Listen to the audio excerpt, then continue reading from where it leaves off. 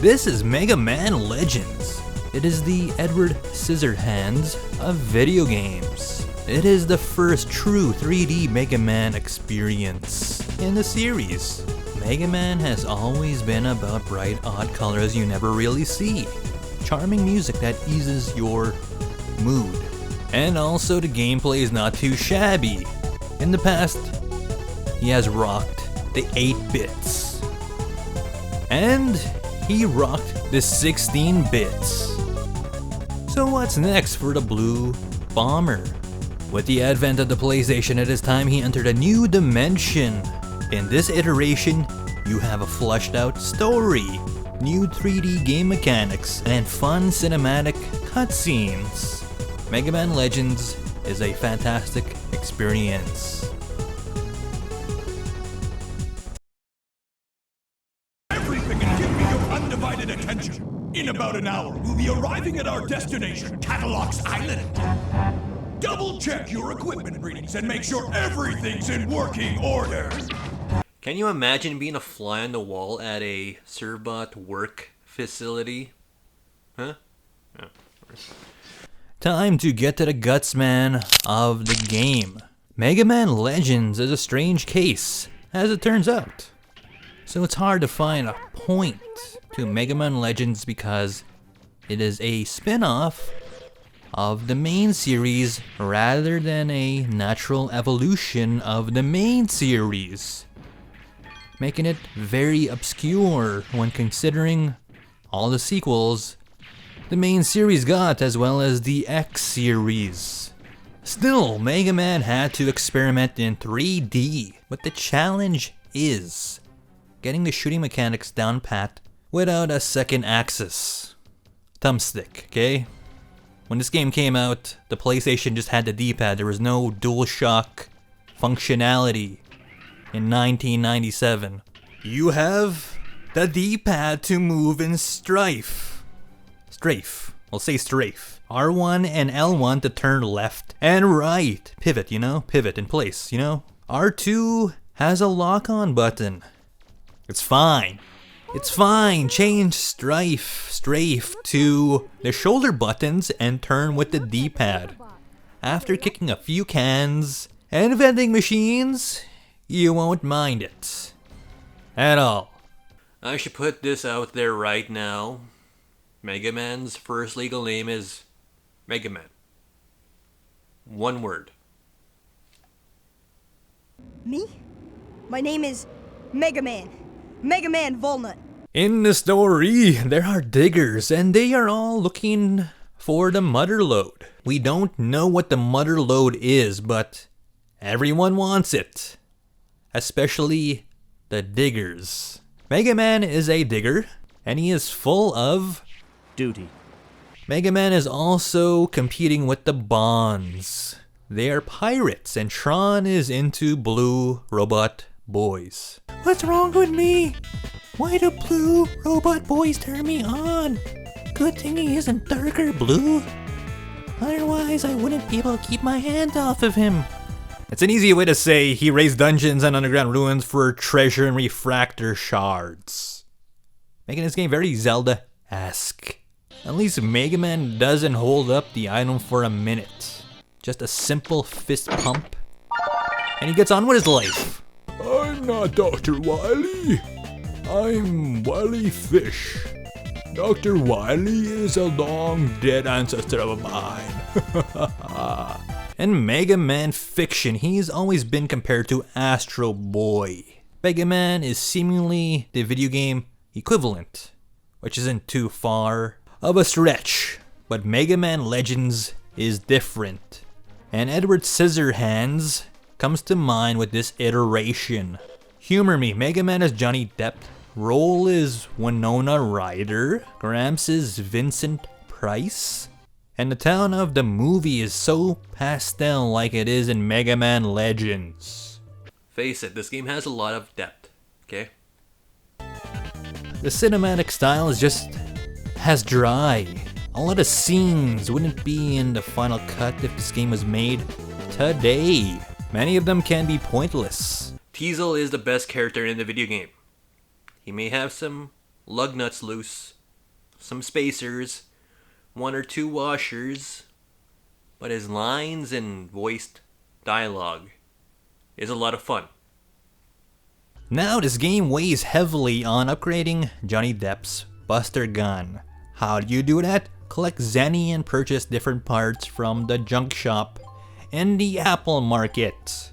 And early on, kick this gun into the bakery multiple times for easy Zenny. It's 1000 Zenny a pop can. I should remark, kicking this can into the bakery does get you evil Mega Man points, as well as destroying vending machines, but really, it only makes Mega Man's 3D model darker. It doesn't change much in the way of story and progression. You can also collect items out in the subgates and the underground ruins. Collect the right combination of them and go talk to Winona Ryder to have her make those items into usable Buster parts. Or special weapons. Like, the active Buster, or the powered Buster, or the arm blade. Mega Man Legends does this shameful thing by leaving holes in odd places in the subgates and underground ruins. Now, when you spend all day digging through subgates and busting Reaverbots, and you need to save your game, what do you do? Well, let me tell you what you do. Mega Man has a guy for that. He's a pretty good guy. His name is Data. He refills your health, energy, and life shield if needed. He likes to hang out in Roll's room, so let's go into her room. Hey, what do you think you're doing? Whoops. Get out of here now!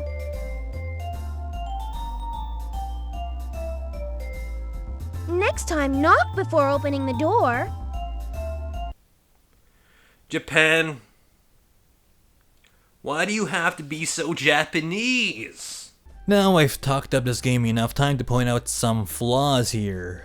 The first being that there isn't a different branching path for Dark Mega Man. Winona Ryder and Vincent Price don't treat you any differently as Dark Johnny Depp. The controls can be more visceral and gritty. In this game, they are very mechanical. Mega Man doesn't talk much. He has maybe 10 lines of dialogue. Mega Man and Roll's character are very hollow.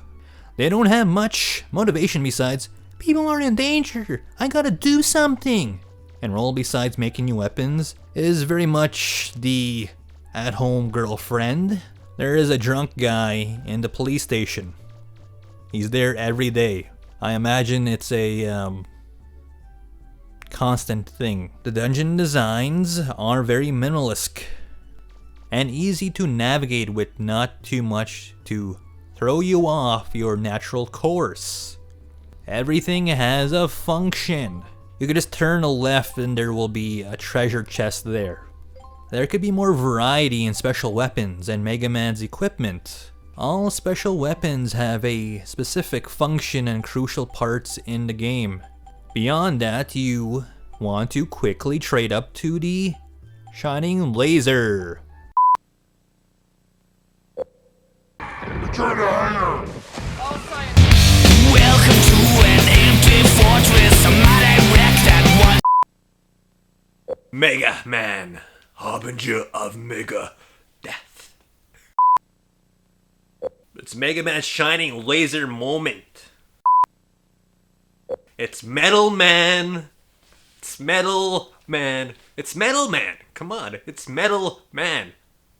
It's Metal Man. Yeah, this is the Shining Laser, and this is what it does to Bruno in Old Town. This game is a solid 12 hours.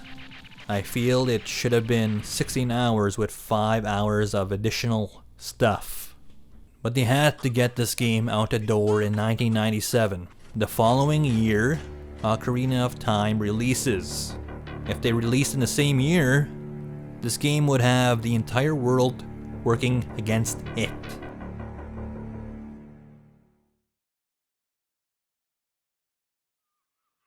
This is a game that no one anticipated. Everyone looks at this game confused, thinking, why does Mega Man have to be 3D? Just give me more good Mega Man X games. It is a weird contrast between Saturday morning cartoon Mega Man and NES Mega Man that doesn't quite know what it's trying to be, with a dry pastel town, strip mall soundtrack, and a different Mega Man that is hard to like. In a world where they'd rather Mega Man be edgier, darker, and more serious. But what they do in Mega Man Legends, it works. It's a good time. It has enough new elements to it to make it an original experience. In a time where 3D was a struggle to do properly. If you haven't played this game yet, give it a go. It's available on PSN.